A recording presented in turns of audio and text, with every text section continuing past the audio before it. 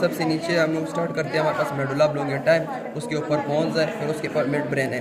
हमें पता होता है कि जो मेडुला ऑब्लोंगेटा है उसके इंटीरियरली जो एलिवेशन होता है उसको हम लोग पायरामिड्स कहते हैं, और उसके थोड़े पोस्टीरियर या लेटरली ओलिव्स होता है। पायरामिड्स और ओलिव के दरमियान जो नर्व निकलते हैं उसको हम हाइपोग्लोसल नर्व कहते हैं, यानी 12 क्रेनियल नर्व्स।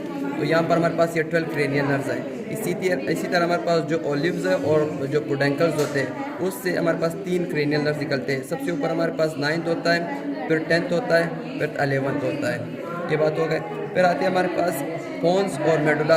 पोन्स और मेडुला के दरमियान जो जंक्शन उसको हम लोग पोंटो मेडुलरी जंक्शन कहते हैं। यहाँ पर जो सबसे पहले जो नर्व निकलता है क्रेनियल नर्व, उसको हम लोग 6 क्रेनियल नर्व कहते हैं।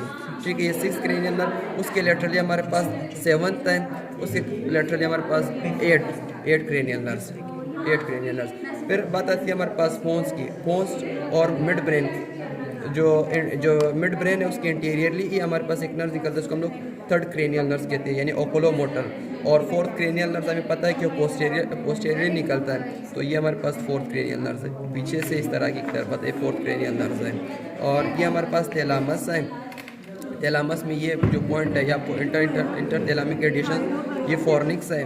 और ये वो डायग्राम है जिसमें हम लोग बेसल गैंग्लिया को अप्रिशिएट कर सकते हैं, यानी ये वाला जगह, इसको हम लोग कहते हैं लेंटिफार्म, ग्लोबस पेरिटस और पुटामेंस। और ये ऊपर वाला हमारे पास कॉर्डिएट न्यूक्लियस है। ठीक है, और ये पॉइंट याद रखना, इस डायग्राम के बिल्कुल जो हमारा एक्सटर्नल नज़र आता है उसको हम इंसुलर कॉर्टेक्स कहते हैं।